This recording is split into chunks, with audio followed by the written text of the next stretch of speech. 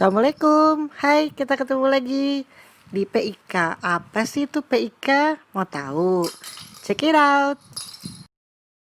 Pabean, imigrasi, dan karantina atau yang biasa disingkat dengan PIK adalah suatu proses pengecekan keamanan bagi barang-barang yang masuk ataupun keluar wilayah suatu negara. PIK butuh dokumen pendukung. Baik dokumen ataupun barang akan diperiksa oleh petugas bea dan cukai. Penerapan peraturan dan ketentuan PIK dalam setiap negara sudah pasti berbeda. Dalam pelaksanaan PIK terdapat landasan hukum. Untuk kepabeanan ada Undang-Undang RI Nomor 17 Tahun 2006.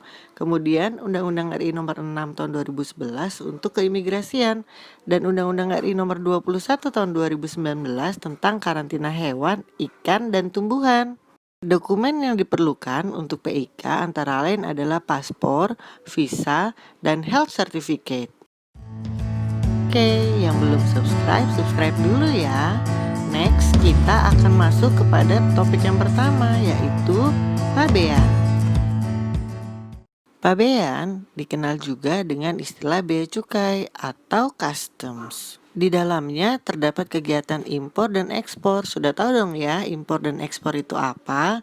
Jadi pabean atau bea cukai bukan hanya mengurusi tentang pungutan bea cukai saja, tetapi mencegah dan memberantas penyelundupan serta mengawasi masuknya orang asing tanpa izin.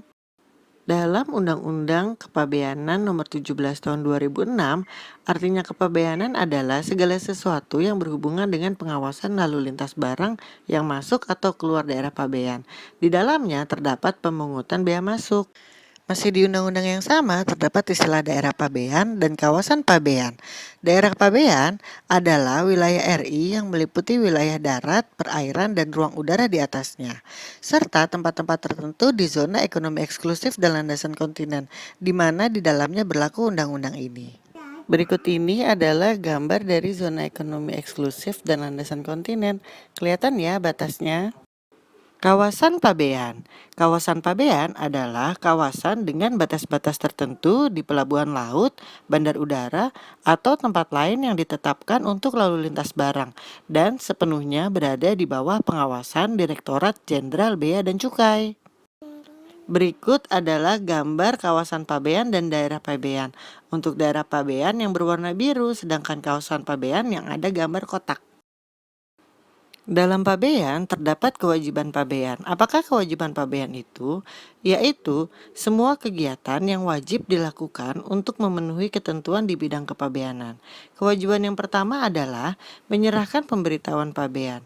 Yang kedua, melunasi pungutan negara. Di dalam pabean terdapat kegiatan ekspor dan impor. Mari kita lihat pengertian ekspor dan impor.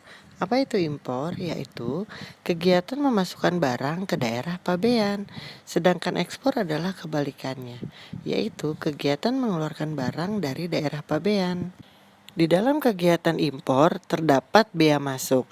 Bea masuk adalah pungutan negara berdasarkan undang-undang yang dibebankan atas barang yang diimpor.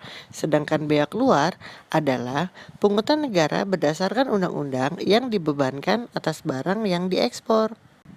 Agar lebih jelas, mari kita lihat gambar berikut. Di dalam gambar tersebut terdapat daerah pabean yang dilingkari oleh titik-titik.